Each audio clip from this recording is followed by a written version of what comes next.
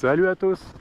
On a une autre super belle journée dans les Hautes-Laurentides au Québec.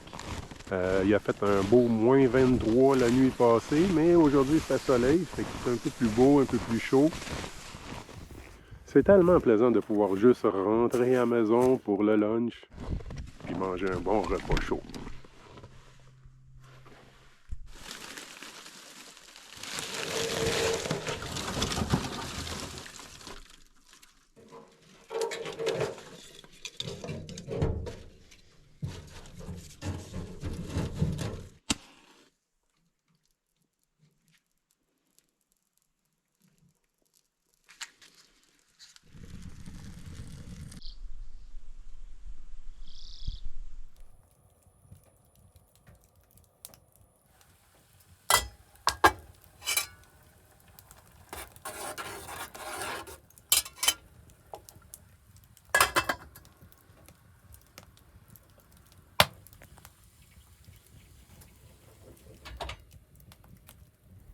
Rendu là, vous êtes probablement en train de vous dire « Je vois pas d'échecs.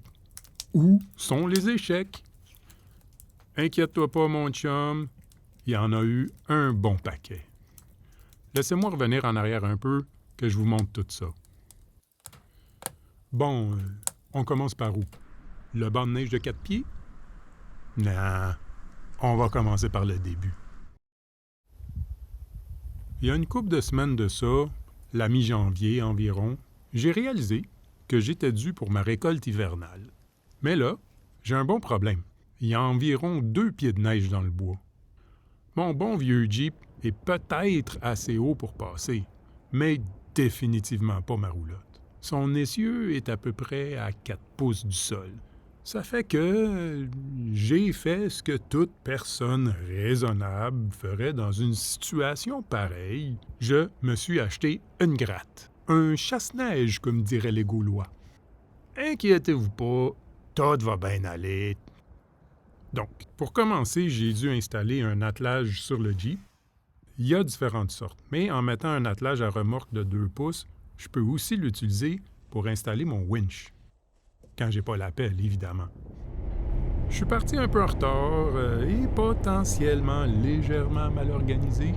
Fait que j'ai oublié de filmer la préparation de la roulotte. Mais si c'est quelque chose qui vous intéresse vraiment, laissez-moi savoir dans les commentaires pour la prochaine fois. Fait intéressant, j'ai découvert que même à moins 25, ton moteur peut surchauffer si tu as une grosse charrue qui bloque le devant de ton truck. Qui l'aurait cru?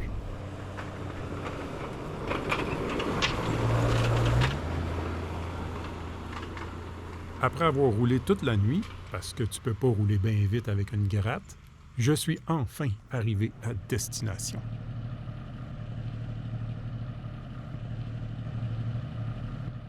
Mais ouais, le défi reste entier. Je m'attendais à ce qu'il y ait un bon banc de neige, mais là on est à peu près à 4 pieds de haut. J'en ai jusqu'à la poitrine. C'est quand même pas mal. On est là, fait que on va s'essayer. La sécurité avant tout.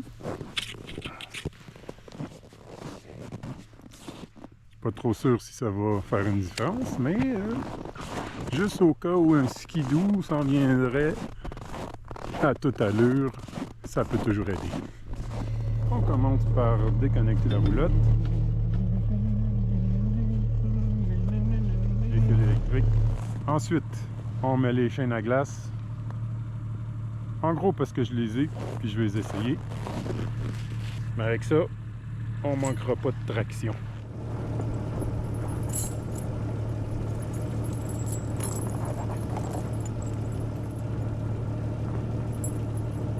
Désolé, ça a pris un peu de temps à installer.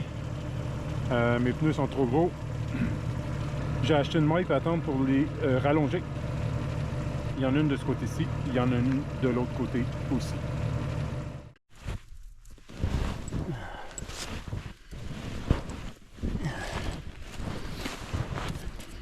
Tout ça juste pour essayer d'installer un GoPro.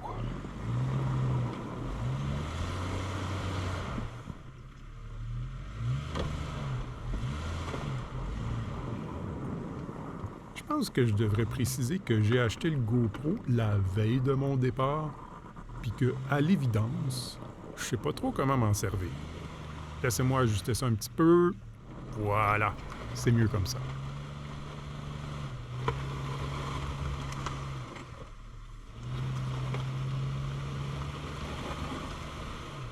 Ouais, je devrais probablement aussi préciser que j'ai jamais chauffé une gratte avant d'acheter celle-là. Fait que les experts en charrue de l'Internet, s'il te plaît, donnez-moi une petite chance, hein? Ça fait 2 jours que je l'ai.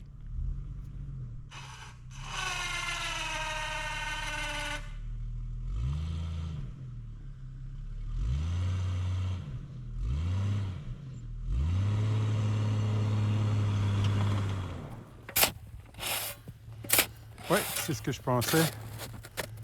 Le bordage du déneigement est vraiment compacté. La neige du dessus est lousse, mais le bordage est vraiment compacté. Fait qu'il va falloir que je pète tout le bordage à la main en espérant que ça soit plus facile de l'autre côté.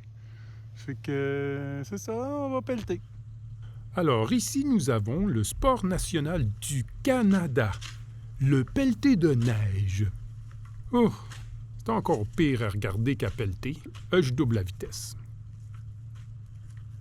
C'est encore pénible. Tiens, 10 fois plus vite. Oublie ça, 100 fois plus vite. Go! Non, non, prends pas un break. Oh. Bon, enfin, c'est fini.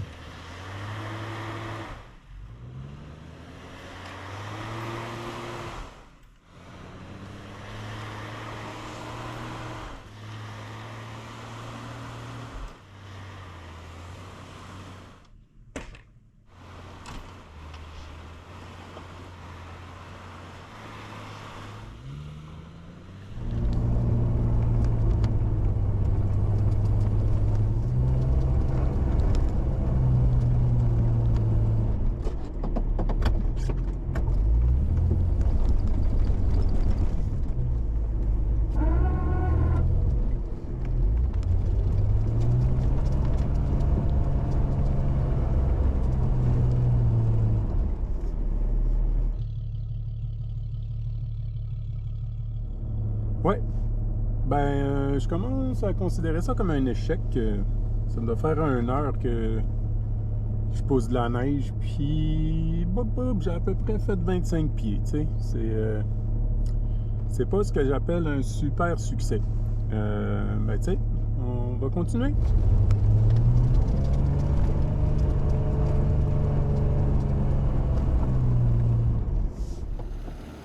Ouais. Rendu là, je considère ça comme un échec. J'ai fait quoi? 30 pieds. Le fond est dur.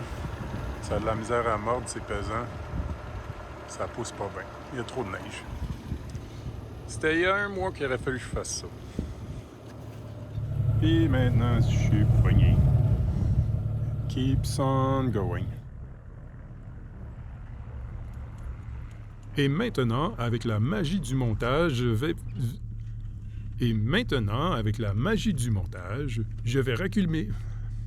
reculer la remorque dans un espace très...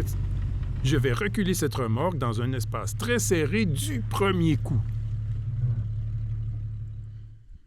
Ouais, donc c'est ça la situation. C'est vraiment pas l'idéal, c'est pas ce que je voulais. J'ai réussi de peine et misère à dégager la neige à peu près à 50 pieds. On dirait que plus je la pousse, plus qu'elle devient évidemment compactée puis moins facile à pousser. La raison pourquoi j'haïs ça, c'est que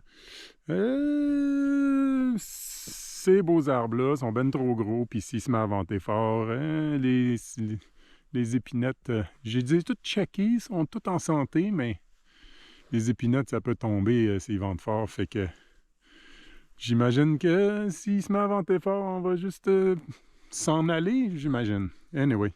Mais là, il est 2 heures de l'après-midi. Il va faire noir à 4 heures, j'ai besoin de setter le camp, j'ai besoin d'avoir du chauffage. Fait que on va rester là, puis on va espérer qu'ils ne se mettent pas à vanter dans le milieu de la nuit, là. La prochaine affaire sur la liste, c'est d'installer la cheminée pour le poêle à bois.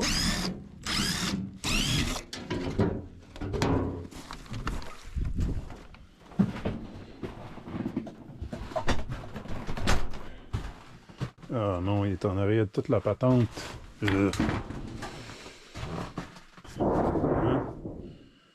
Toujours entreposer l'affaire la plus importante en dessous de tout le restant du stock. Très important.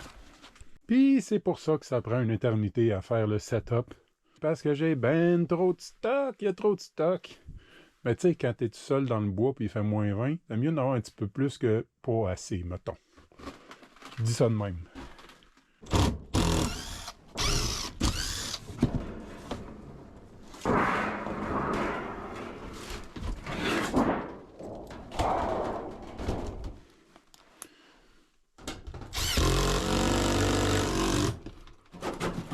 Right. On enligne ça.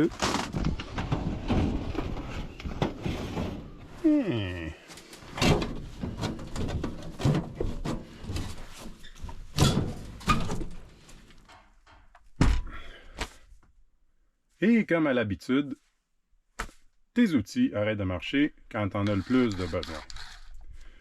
Faut réparer ça. Ben, regardons ça. Davis Torque crotte.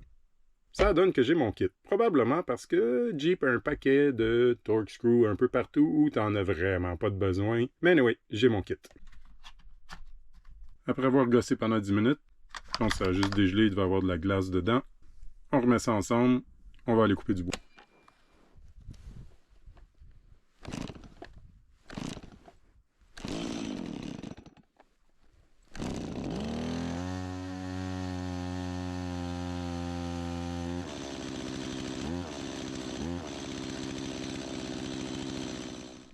On a 2 épinottes noires morts qui sont encore debout ici.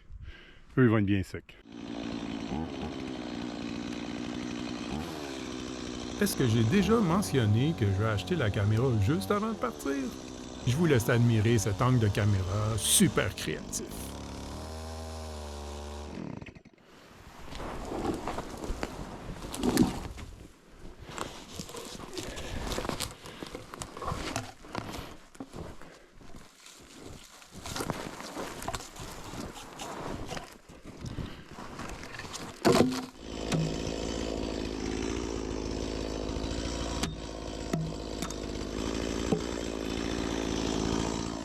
Bon, est-ce que cette prise-là va être meilleure? Nope! Le département caméra, c'est cause perdue. Tiens, un petit truc de paresseux. Si t'as pas envie de passer l'après-midi à fendre ton bois, t'as juste à couper des arbres un peu plus petits qui rentrent facilement dans le poêle. Le bois est cordé. C'est l'épinette noire, c'est du bois mou, ça devrait durer 3 jours, peut-être 4.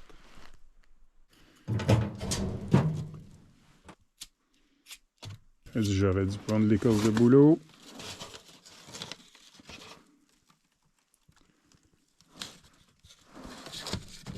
Le feu crépite, puis c'est pas à peu près temps parce qu'il s'est remis à neiger.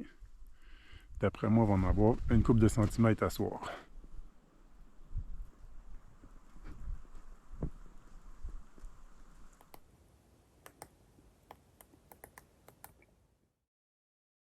Ce commentaire-là va à tous ceux qui ont déjà dit que mon petit poêle à bois était trop gros, qu'il allait devenir trop chaud, qu'il était trop mince, qu'il ferait pas l'affaire, blablabla. Il est bien plein, il est en braise complète.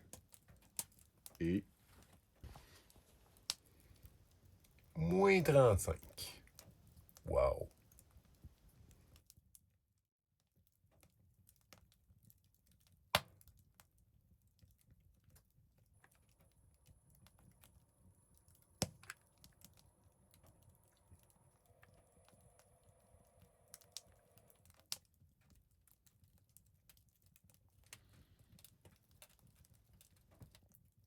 Je pense que je viens de trouver pourquoi j'ai tout le temps froid aux pieds. Mon plancher est à -9 la nuit. Mes bottes finissent par être -5, -6. Puis quand moi je mets mes bottes le matin, ben, elles sont à -6, -5. Fait que j'ai les frettes aux pieds pendant un maudit bout. OK. Le plancher de la roulotte n'est pas isolé. Les murs sont isolés, mais pas le plancher. Je vous présente les supports à bottes. On fait ce qu'on peut, hein? Et maintenant ça. Je m'attendais pas à ça parce que c'est comme une roulotte de chasse, puis le drain du lavabo est direct en dessous de la roulotte. Puis, ben, apparemment, ça a fait un gros glaçon, puis ça a gelé jusqu'en haut. Fait que là, je peux plus laver ma vaisselle.